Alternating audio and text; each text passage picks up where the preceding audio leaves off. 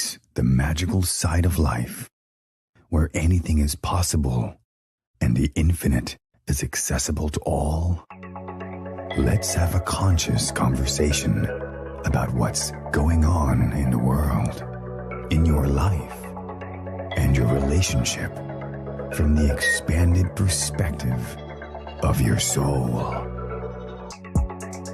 The path to awareness begins and ends in the heart. So let's take it there, one step at a time, and learn to cultivate magic in your life every single day. In each episode, we share a collective space in which we discover the unique facets of our own magic and embody our superhuman qualities by humbly exploring how it's super simply to be human. Hosts Kai and Dell co-create a magical experience to remind you that you are magical as fuck. Now, be unleashed. This is our daily magic.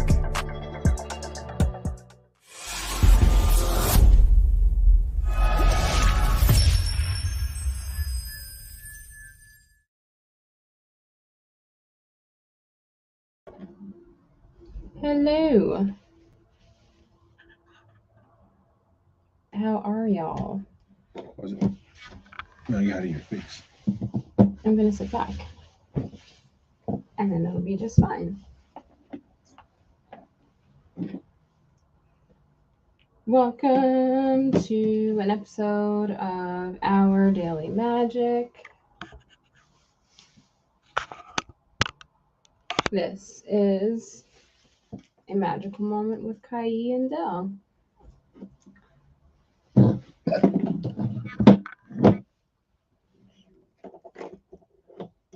That's a curious question. Mm-hmm. So, What's your curious question? as we are getting through the technical stuff, interesting. Let there be light. Oh, so why did it seem like from or what I noticed, what it seems like is when we go on the podcast, as opposed to when we're talking off the podcast, it's like your tonality goes down. So I was wondering, do you have like a radio voice or something? Which one is down and which one is up? This one is lower than how you normally are when you're talking. So it's like, hey. My voice is lower. Yeah, it's like, hey, this is me. And then like when you're normally talking, like you're just normally talking. So that's why I'm like, I was curious, like, have you ever become aware that of like that subtle shift that goes on? Maybe it's your perception. Possible. I'm going to record next time just to see. Aren't we always recording? Are we? I mean, in the mental Rolodex, we are. What has you say that and bring it up? I was just aware of it.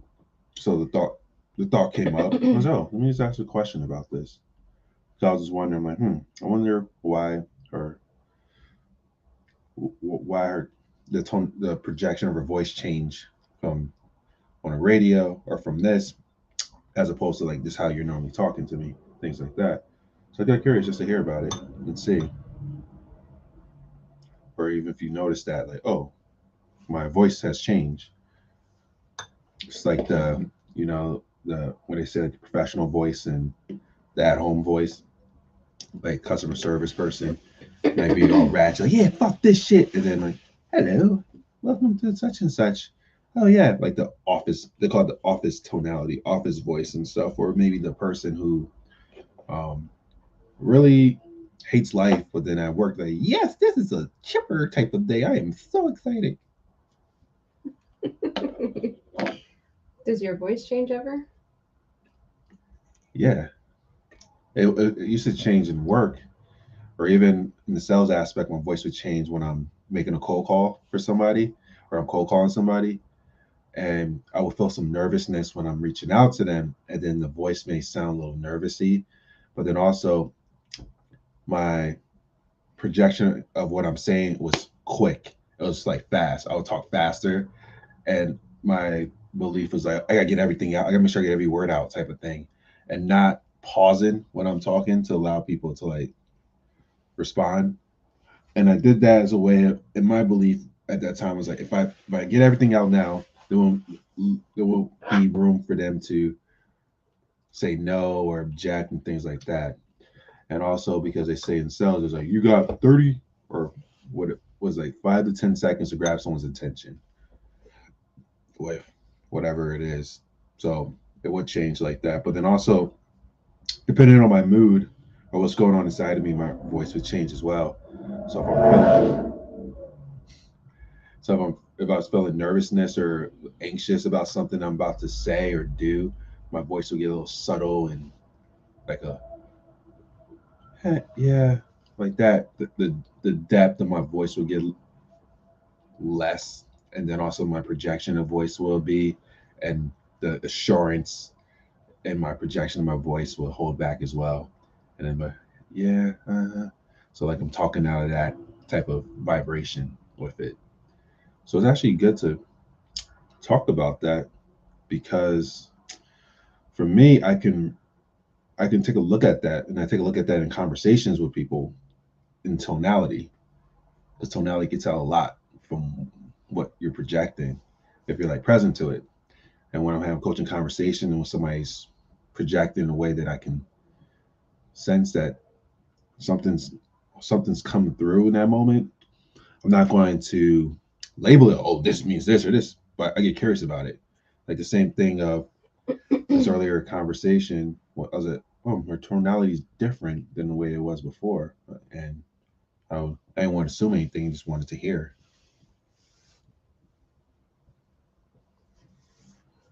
Got it.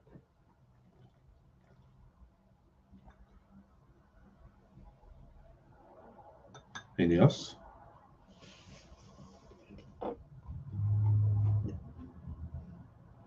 Yeah.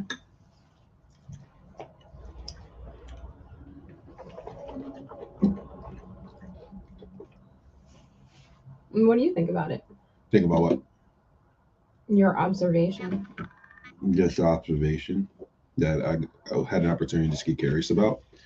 And in the observation, obviously my mind can filter and try to perceive it as something based upon my own experiences of my own voice circumstance I went through. But I got beyond that. That's why I just wanted to just ask the question. Something that really helps to get the truth in the moment, as opposed to, oh, I'm going to create the truth for the reason why she's doing this. Hmm. And isn't that something to have a good conversation about today? What? Filter and perception about things, and also the labeling tonality.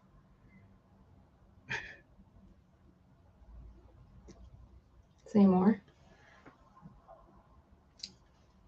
Well, I didn't know when we were going to dive into it, but want to not only say rest in peace to Kevin Samuels, but also rest in peace to everyone that may have transitioned on since our last episode. Obviously, death is something that's happening every moment. Somebody just passed away just now. Somebody just passed away just now. Somebody just passed away just now. And every moment there is, but when someone who is deemed as a celebrity or something, they pass away, it causes a lot of responses in the world. And with Kevin Samuels, he was causing a lot of responses out there. And for those of you who don't know who Kevin Samuels is, Google him. You'll get your response.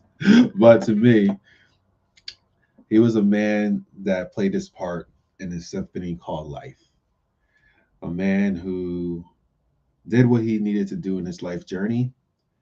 And we could look at it like, oh man, he died so soon. But I don't like to see things that way because in a perfect universe, there's no such thing as mistakes, or when things happen, they are meant to happen the way that's supposed to happen. So it was his time to transition on. But in his time here, he caused some conversations that are still being had about relationships and the whole men and women thing. But really, for him, his goal he was trying to do was to bring black men and black women together to start building the community. But before anything can come together, there needs to be some come to Jesus moments and some conversations. He was starting some conversations about one on the men's side of things, of men who want all these different things from a woman. And you can see it all out there. A lot of people, how they prefer their woman. I want a woman who doesn't have these bodies. I want a woman who respects me. I want a woman who, all these different stuff out there. And you can check his content now. This is before he really went viral and stuff. He would check these dudes as well, like having conversation. Okay, cool. What are you going to bring for this person? And he was talking about the value, and also doing your work, doing your personal work, your personal growth, and those stuff. But then obviously he went viral when he made a switch and started having conversations with women for what they want in relationship and what they bring to the table and those type of things, and healing work. And the video that went viral for him was when he said to that girl, "You're average at best." And you see that a lot with media when they take a little tidbit of something. And I saw that, and then I got curious. I go, "Oh wow, like that was kind of savage," because I only saw that one part. I'm like, "Oh dang, it was very savage. That was a very savage move." But it's just like everything else. When you're able to get the full context of things, you can really see what happened into that, what led to that moment. But since his death, and since the work that he's done, it's caused a lot of uproar. People showing support. They say, "Thank you for the content that you created. Helped me for relationship. Helped me XYZ. Helped me to prove myself." But then the ones who got triggered for the stuff that he said was actually celebrating the fact that he's dead in whatever way that they were doing it.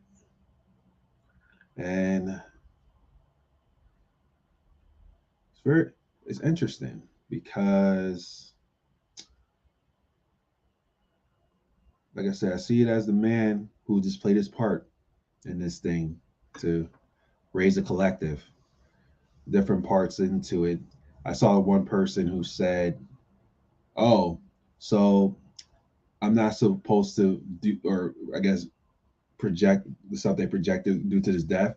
Is that the same thing you could say about Bin Laden type of thing? When Bin Laden died, I wasn't supposed to celebrate his death and stuff like that. I'm like, dang, like like I don't think Kevin Samuels did like stuff on the level as Bin Laden, but I don't know. What do you think, Boo? What do I think about what everyone else thinks? Yeah, I don't really care. yeah, or just this context of what I'm talking about.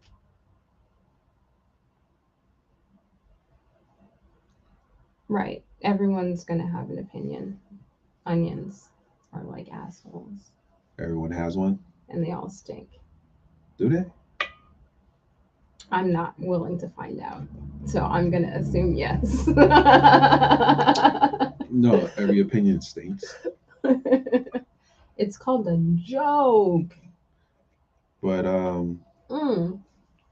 Speaking of jokes, I was talking to a guy on the elevator who said that he was married for 61 years.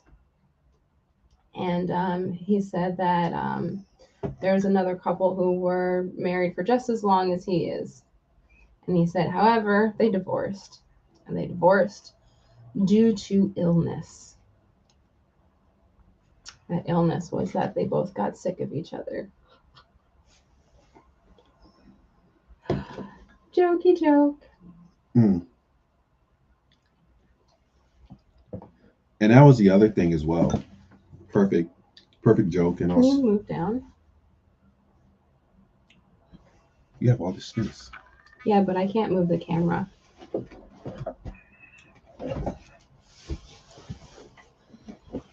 Now I have space on screen. Thank you. What I was saying with the divorce thing, that was one thing they was knocking because they were saying, or some people will say, "Oh, who are you to give relationship advice or help people with relationships and things like that when you had two failed marriages, two divorces, and things like that?" And the thing that he said that stuck with me, and I posted it on my social media before when I heard the news of this transition, was he said, "I keep my failures up there. I show my failures because it's what you do after the failure that really matters." So, and I truly believe that that's one of my foundational stuff. And also, in my world, there's no such thing as a failure. There's no such thing as failing. If you learn the lesson from it, if you learn a lesson from something, you apply it, you didn't fail. But then also being committed, you never fail. Whatever the outcome is, you're committed to a certain outcome and you stay committed, you'll never fail. There's always lessons and things to improve on. And myself, I'm like, hmm, if the way that people are seeing him, you can't do that because you had those things happen to you or you failed in relationships, you can't give relationship advice type of thing. That means like nobody out there can be given advice on anything because we all have failed at something. And also, if you learn a lesson from something, the best thing about life, and this is what it is when you evolve. I forgot who I was talking to about this. About learning a lesson. If you learn a lesson, you're meant to learn a lesson for yourself, but then also you're meant to learn a lesson to teach other people as well who are being guided. And yeah, obviously there's things that I didn't agree with the way that he was teaching stuff, but there's a lot of stuff I did agree with as well. And that's what I posted as well of discernment, because practicing discernment, and this is my belief, when you practice discernment, you can learn anything from anyone. You're, we all are student and teachers, and we all can learn something. But if something doesn't resonate with you, you can take it out. But there's always something you can learn in every moment from whoever it may be, because we're always learning. Anyway, that's just my philosophy with it. I used to do it before, and a lot of people do it. You hear one thing you don't resonate with, and then throw the whole thing away. So yeah, I learned a lot in the realms of that with Kevin Samuel's teachings and things like that, and also it reminded me of just different experiences I had in my life as it pertains to relationships and the growth, accountability, doing the work, and those type of things. So I'm thankful.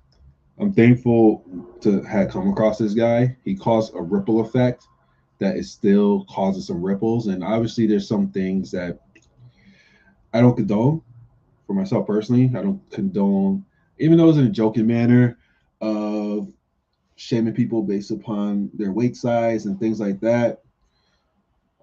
Don't really condone that, but he also gave a reality check, which was something that seemed like a lot of people out there needed to take in consideration, especially when it pertains to a relationship.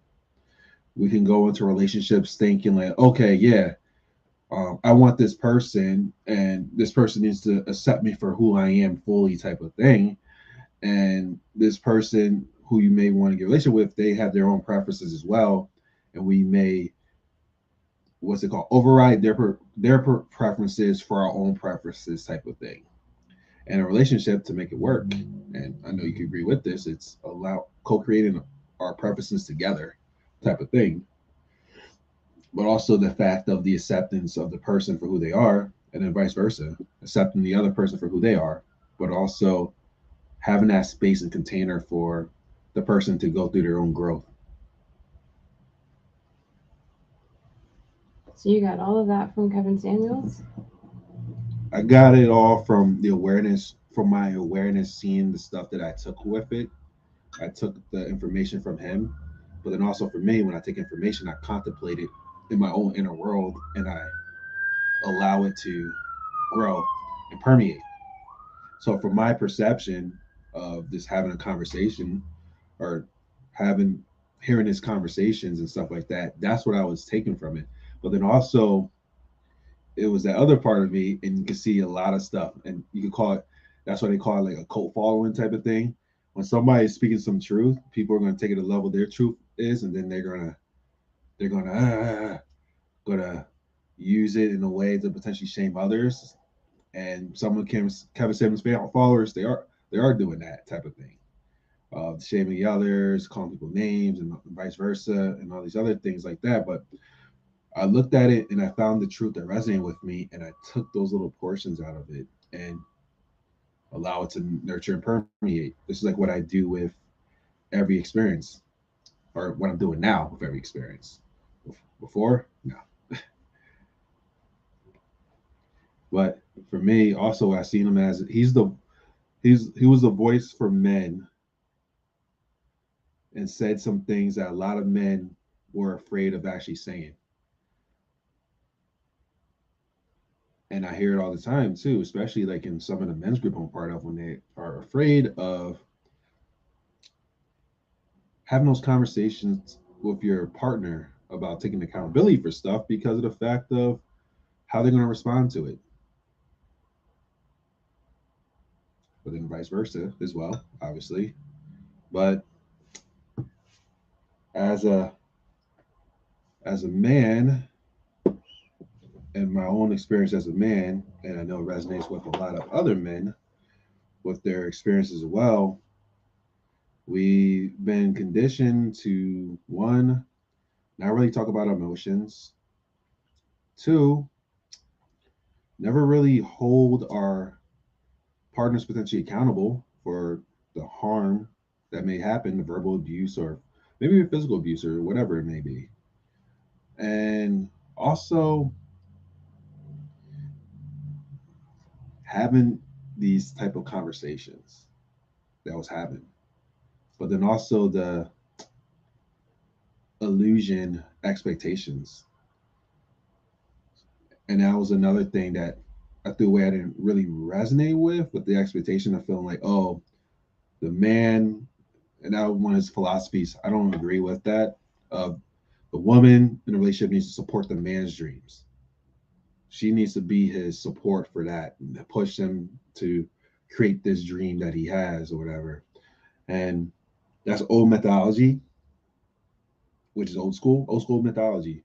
You're supposed to be at home, take care of the kids, support, forget all your dreams. You're supposed to support the man's dream and stuff like that. And for me, I don't believe that shit. I feel like there's a space in a relationship that we both can create the dreams that we want in our life, and also be there to support each other, but more importantly, support yourself first. So yeah. Speaking of taking accountability, I need to go out for 60 seconds, please. Yeah. Do what?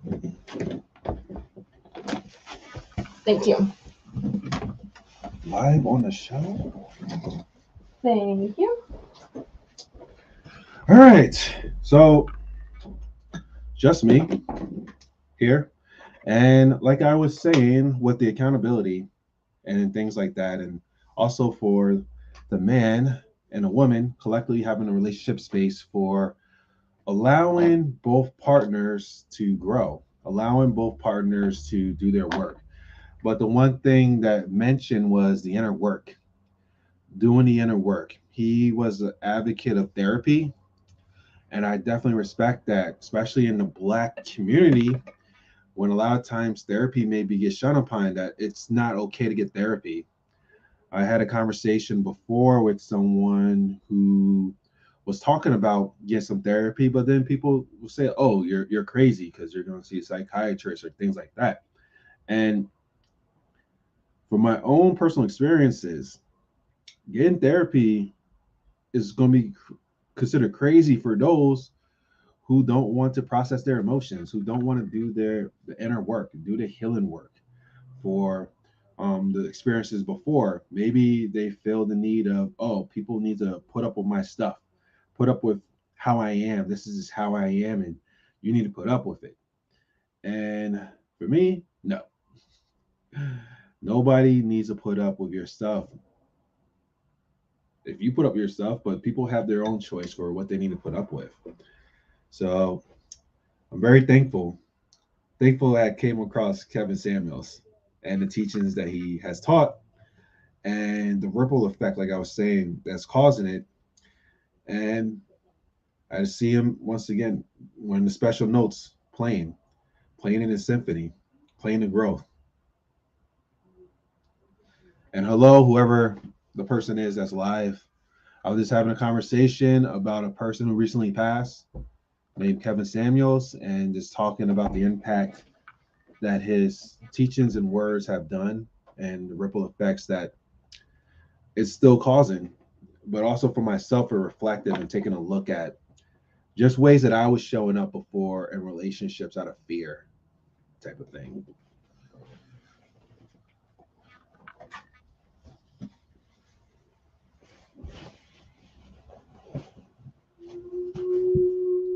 So the question is, what were you afraid of? Huh? What were you afraid of? Afraid of responses, afraid of the speaking up. But obviously, it's easy to be a victim in that realm of speaking up and the fear of, oh, if I say this, then the relationship's going to end, or if I say this, then it's going to whatever it may be. The fearful thoughts that one, it kept me in situations that now awareness I wouldn't have chose to be in. But then two, it's all just made up. It's all made up scenarios in my mind, but then I chose it. And when you choose something, it's easy to blame the other person for why you're doing this, as opposed to just having a conversation about it and honoring your boundaries. But a lot of people, and I see it, well, for myself, I see it in certain men groups I'm in, they are more than willing to just allow shit to go down in which their boundaries are being stepped on. And it's like, oh, that's what love is. Love is you got to put up with people's stuff, type of thing. And how much of a healing is that of doing that? Because okay, Thank you. um, so speaking of healing, the only reason that I was interested in Kevin Samuels was the fact that one, it was fun watching it together, it was entertaining, and two, you said that it had offered you a lot of healing when you began watching it, and that you were watching it from a certain perspective that lent you that healing. So I was like, oh, okay, cool. I support that. I wasn't going to go off and watch Kevin Samuels by myself because I wasn't really that interested. So that was the perception, that was the level from which, I supported the show, was pretty much because I was just supporting your healing. So after, and also gave us some content too, which was really interesting. If there was something that I ended up paying attention to, was I was like, oh, it's nice how he has his scenery set up, look at his consistency, and those kinds of things. In terms of the messaging, it just didn't spark that much interest for me. But in terms of looking at it from like a branding standpoint, totally interesting. So doing things like you were just talking about, and I'm switching subjects, about like being afraid and stepping on boundaries and stuff like that is like what I just did. It's like I have to go take a call. It's gonna take me 60 seconds. I'll be right back. Usually I would sit here and suffer. I'd be like, oh, how long can I wait? How long can I wait? And it's like, it's only 60 seconds and I can just take care of it and be right back. As opposed to doing something like being afraid of a response or afraid to do what I need to do. So there's a lot of ways that I could view something like that, and I just chose to take the one that doesn't include fear. So I hear you when you're talking about fear responses and boundary holding and all of that stuff, which is quite interesting. And that's amazing that this man was able to take you on a journey that had you explore these things within yourself. It was, I was already exploring it. It was just that whatever you're exploring, the universe is going to show you different stuff, and you're going to be able to see that. So it's sort of like if I see if I see men as misogynistic, narcissistic, and all that, with all those different terms out there, which I'm going to get into, by the way, later on. But if we see it as that way, that's all we're going to find. We're going to find reasons to validate that type of thing. But for me, I was just very curious at that time and learning about stuff, but then also just experiencing Kevin Samuels, experiencing him, but then also the fact of I love to see people like success. I was looking at his content. Obviously, he went viral, and then I looked at his content at that time. He was like probably like around like 100,000 followers. 75. Oh, 75,000. Mm-hmm. Oh, okay. How do you know that? I didn't know that. Because I was interested in the branding. Yeah. So he's at 75,000 followers, and then since his transition last week, he was like at 1.4 million followers for YouTube and then also on Instagram. So it just showed the work that he's done, but then also his message that continued to spread out there. And it resonated with some, it triggered some. Obviously, some parts of the delivery caused what it caused, but also to see his growth from how he was before. And he was actually, you can see the shift that he was having.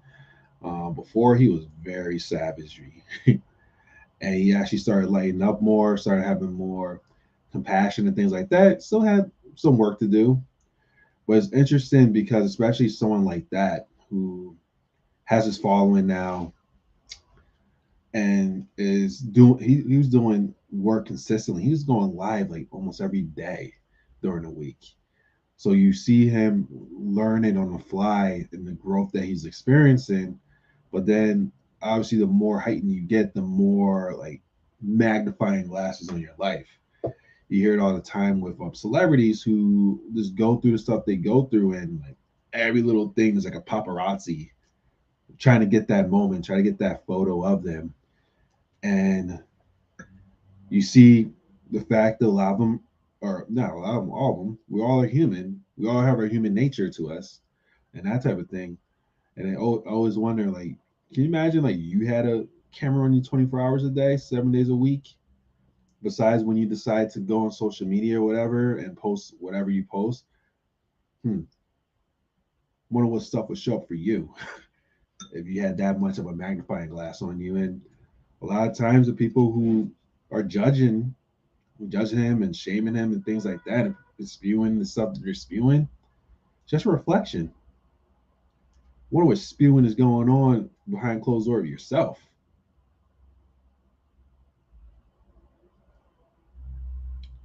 But also, I had compassion for them too. Obviously, if you feel like somebody is hurting you, type of thing, the easiest route for if somebody passed on who you feel done harm to you is to curse them and to do this stuff out there.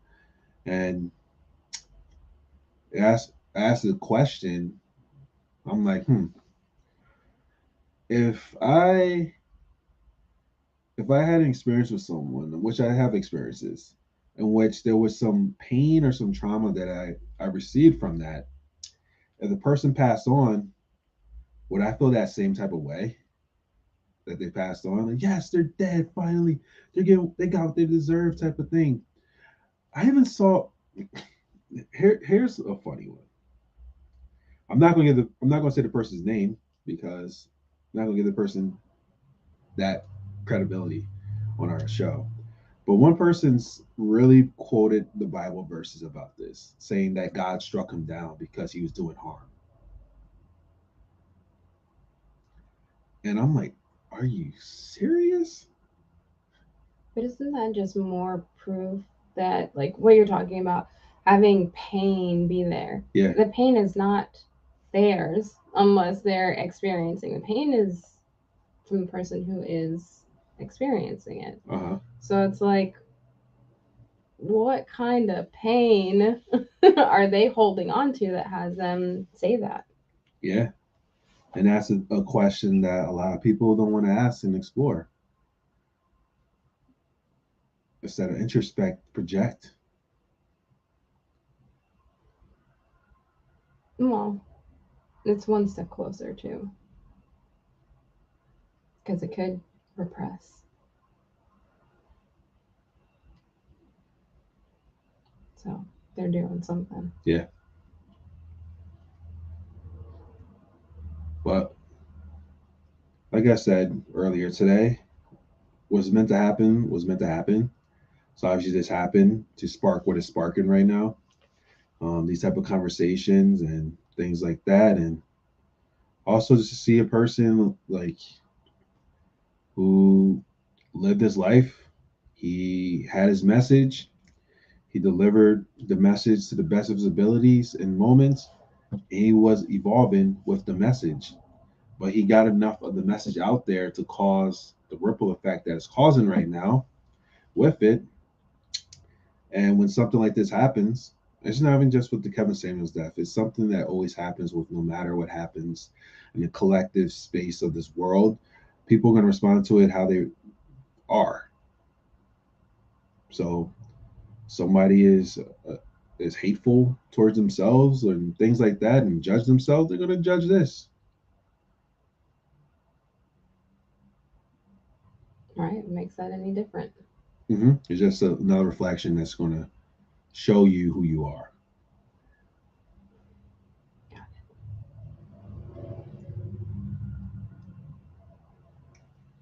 But yeah, it was interesting to see that. I'm like, what? No, he didn't. I haven't really been watching him lately anyway. I just been busy. It was part of the journey, and then I moved on. Now I just do. I don't even.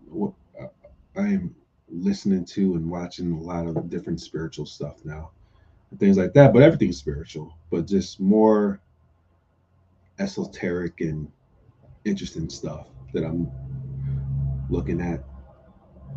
Like what? What the hell is this book? I was listening to it on a plane. By the way, we just got back from a surprise trip to Vegas, which was amazing. And the way that my wife delivered the surprise was very triggering for me.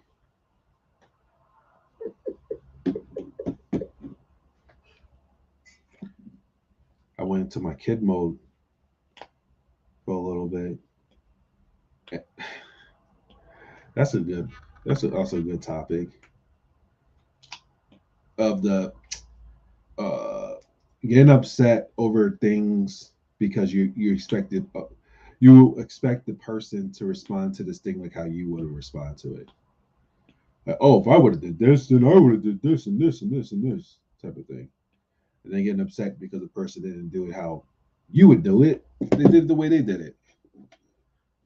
But it wasn't. It was a good surprise. It was actually good to be able to step the fuck away for a little bit. But then also for me, I don't like planes, so the turbulence was interesting that we experienced on the plane. But we got there. Also, I did something that I never did before. I meditated on a plane. Nice. That was very interesting. How was it for you? What? Meditating on a plane. It was good. It was interesting. I like the cool thing I like now with these smartphones is how we're able to just download videos, YouTube content, and audiobooks and things like that. So on the flights, being able to just listen to a whole book. So on the way there, I listened for the first time on Audible. When I finished it, the Ultimate Coach book. That was my third time actually reading that book. And then the book that I was talking about with the esoteric and stuff like that is called Message from the Masters from Brian L. Weiss. And in that one, he's a psychotherapist, so he did a lot of past life regressions with people and things like that. And just the responses that he got from people was pretty profound messages and stuff like that. People sharing their experiences that they had and like past lives before they died, and it was very vivid and it was very true. But then he was getting some like really like some profound messages from these people that was talking about just like reconnecting to your true essence and um, who you are beyond like these roles that we feel like we have to play, and we really do have a choice. So obviously there's things in the human experience that we um, potentially have to do as necessities. So like necessity on a necessity level, like okay, yeah, to have experiences, some experiences require money. So obviously for money, you have to do something to receive that money and whatever it may be. But then the illusion feels like I have to do something that I hate to receive money, Hmm. when really you don't. You can do something you love and also receive money. So like different stuff like that, but really beyond the roles, before you get into the roles of reconnecting to the essence who you are and bringing the essence who you are in the roles that you play, which you already are. But the question is like how awakened are you to see what what part of you are you playing through in these roles that you're playing and taking a look at that. So that was an amazing book. I just heard this thing, this video, which is pretty profound. It was talking about our perception, like how we perceive the world right now. Whatever way we may be perceiving the world is based upon our conditioning that we received, what we learned from our life experiences, for whatever happened in our experiences. But then what happens is we are perceiving it that way, and we believe that is the truth, absolute truth. Where it may be true to a certain aspect, but then there always is like a more expansive truth to everything, type of thing. And are you willing to look at those perspectives that you have right now to see where you learn those from? And that's inner work that some people are doing it, some people are not doing it.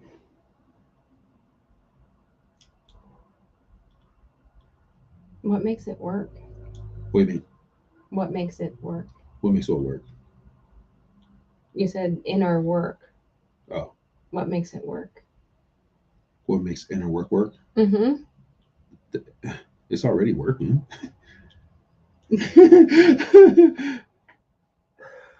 I mean, as opposed to like inner healing or You know what that to me is like? what? It's like God, universe, Allah, Mm-hmm. Buddha, Muhammad. Same thing, different flavor. I can say, "Oh, cat, I bow down to you, cat. Mm-hmm. I love you, cat. You are an amazing cat. I am so divinely connected to you, cat. Thank you, cat, for creating all that you created, cat. I love you so much, cat. Thank you for creating me, cat." And I will have the same experience as someone who is in a church like, oh, no. It's the essence behind it, the energy and your intention behind whatever it is. Mm-hmm. So it's the same thing, like inner work, inner healing, whatever resonates with you, whatever makes you feel, whatever gets you to that point. I'm not saying inner work is more powerful than saying inner healing or whatever it may be. It may be more powerful for me, but it's not the absolute truth about things. It's whatever it means for you. So, so inner work for me is it's fun. It's like me going to the gym. I'm working out. I'm working out because I'm getting better. I'm getting stronger. I'm doing my fitness and all these aspects of my inner work is I'm going into my dojo. I'm going into my kingdom. And you go in your queendom. Go inside my kingdom, and I am tidying up the place. But it's my sanctuary that I get to experience God within me, and I call it inner work because it's like it's fun work for me. It's not like the work term that, oh my God, I gotta do some inner work now. It's like hot diggity dog. I'm gonna do some inner work now. And just curious, what exactly is there to be done if we're already there?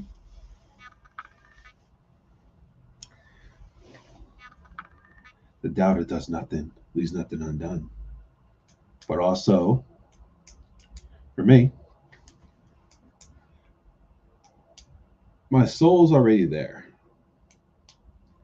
And what happens, I have glimpses and moments like, okay, I'm there. I'm in that space. But then in certain moments, things come up. Conditioning comes up. Well, then I have a choice for when the conditioning may come up. Do I allow myself to go back into the conditioning? Or knowing the fact of I'm like you said, I am that awareness, I am there, I can shift those different stuff. And it was something that I said to someone, I don't even know. I have so many conversations with people, but I said, you can't change what has happened to you, but you can change how you perceive it. If the way that you're perceiving it is causing you some suffering, some pain and things like that, there's always a different way to take a look at it if you're willing to. But also, obviously, and for the people I talk to, this is what happened with them as well. In that moment, you responded the way you responded to it.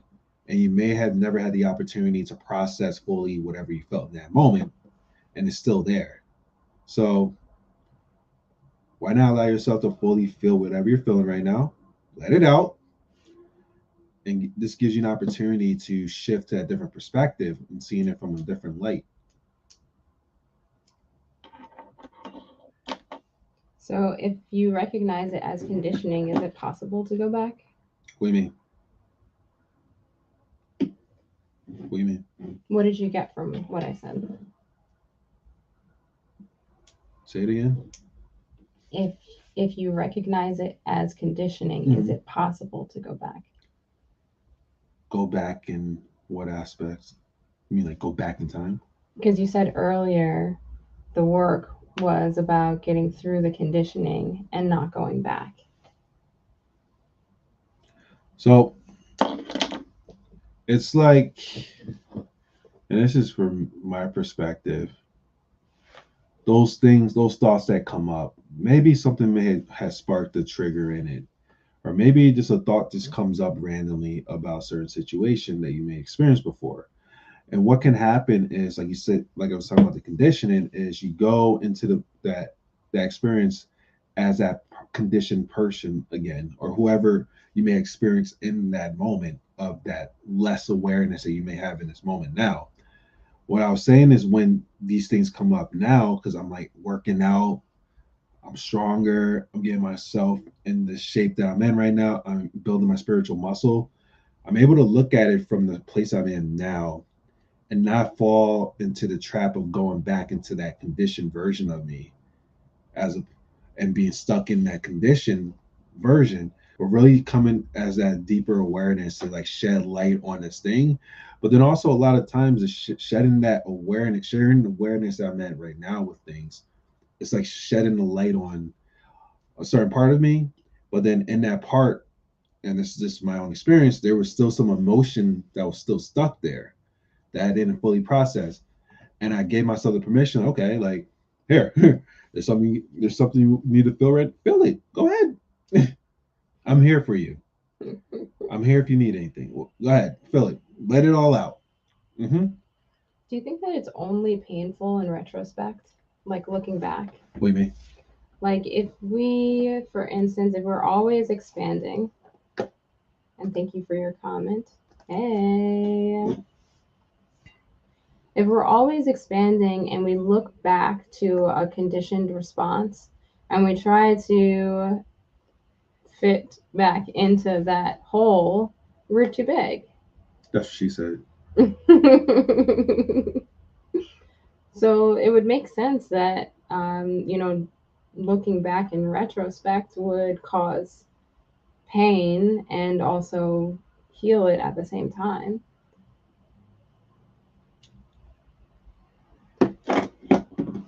Tell me more. So being in the place of conditioning, you are growing. You're getting bigger. So it's like, oh, I'm in the hole and I'm growing. So that's painful, right? It's like That's she having said. on shoes that are a size too small. And then when you go back and you look at that condition, right? And you're out of it, it doesn't hurt anymore because, hey, Ash, it doesn't hurt anymore because you're not in the condition, you're looking at it. And that's like the healing is realizing that you're not in it. Mm-hmm. Yeah. Think about it. It's like in the plant medicine ceremonies or psychedelics and doing that stuff, how like in those moments you go through different experiences that you felt, and they call it like the purging, because maybe you're gonna release the stuff that doesn't serve you about that from throwing up. You may cry, you may scream, these different processes that you go through with these moments, and then you're in this beautiful space. But obviously, within that psychedelic aware space, you're seeing it from a whole different perspective. But you're going back to it to like shows you these different experiences, so you can see it from a different perspective and move forward from looking at this from a different perspective. This is why like when people are able to share stories, and a lot of people do share their stories, like some traumatic events that they went through, they're actually able to share it from an empowered state and not from a victim state of sharing their story. They actually share it in an empowered state to one, show showcase that you're able to get your power back from these situations that you may feel powerless in. But then two, you're shedding light on it to help other people who may need light shed on theirs, to show them that it is capable of working through these type of things. So that's the way I was saying it. And now, like for me, meditation is my psychedelic now, of this being in that space. And sometimes in the space and also in life, there's a triggering experience that allows you an opportunity to shed that light on these moments, and to be able to shift that in a way, the same way that you're able to do it with when you're in a psychedelic space or whatever it may be. All the different spaces that allows you to go into these spaces and shift the energy behind it, to take your power back and get more empowered with it, and to see the fact of and to see the fact that it was a lesson for your evolution with these things, as opposed to tell my story as a way of being a victim to life. I'm telling this story in a way now to empower myself. I'm getting my power. Got it. So it's that we're already evolved, but the evolution is the process of realizing it. Yeah, this is why we're here. That's what they say. Like when the bell when the bell is gone, and this is where Kevin Samuels at now. The bell is gone. Kevin Samuels is on a higher level consciousness right now. He actually went through something that we all are going to experience. We haven't experienced it yet, but maybe somebody close to us experienced this transition of moving on to that oneness. That's where he's at now. He's in the collective consciousness, but he played his part now, and now he evolved to this next level. Shit, I'm about to connect to him too. About to have a conversation with him, Dad, and Kobe Bryant. Well, that's a spiritual nature with it type of thing. It's something that we all are gonna go through. It's inevitable. So that's why the people who have made fun of him for or making fun of him now after this thing, I think the one thing to come realization to is it's going to happen to you too. This transition, and I saw a man who, before he transitioned on, he was living his truth in the moment and was expanding. Something that a lot of people wish that they can do.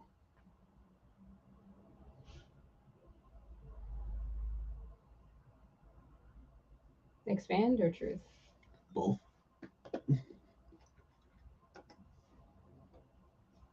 So there are people that are not expanding. I feel like we're all expanding, but how aware are you? We all, in this moment, I'm sure there was some experience that we had before that we learned a lesson from, that we applied. At least one thing in life. I feel like, yeah, it's common sense. I'm pretty sure if somebody got their finger burned or something on the stove and realized, oh wait, I don't want to touch that stove again. So yeah. Got it. Cool.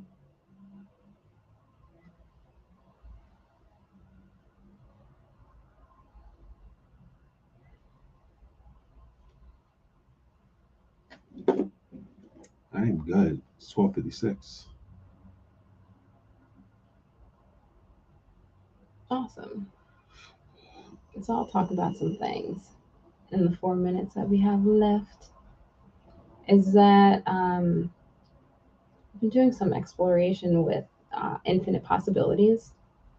And what I found is really interesting is that a lot of times when like talking about infinite possibilities, I was thinking about it like meaning, oh, well, infinite possibilities means that there's an infinite number of ways to arrive at a particular frequency or to arrive at a particular destination or to, infinite possibilities to like infinite paths on its way to one thing. And what I'm realizing is that there's also an opposite. Like there's a whole opposite to that I've been exploring lately. Is that I can also arrive at that same destination by doing something that is not on that perceived path. So it's like the non-linear nature of things. Okay, well, I'm going to set sacred space by doing something not sacred. I'm going to start my diet by not starting my diet. I'm going to look at things from a different perspective and then realize that something totally different than what I was intending, but that includes what it was that I was intending. There's like, it's like, okay, infinite possibilities means A, B, C, D, or any of these choices. And you're like, oh yeah, there's also this combination of choice called both, called neither, called and, called not responding, called something else totally random, but they're all answers to the same question. So that's been really neat, which has just widened the spectrum of things that I've been doing. Some things that are not typical of what I normally do. Like what? Like what I'm wearing, like what I'm doing right now. Usually I'd be like, all right, 4 minutes, I'm out. I'm like, no, I want to like utilize these 4 minutes.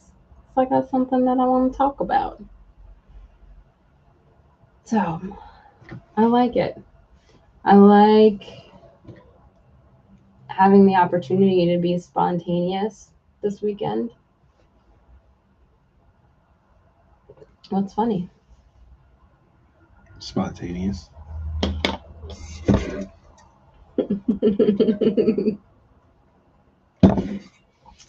Stayed up all kinds of hours. Did a lot of atypical things. It was great. I'll wax it.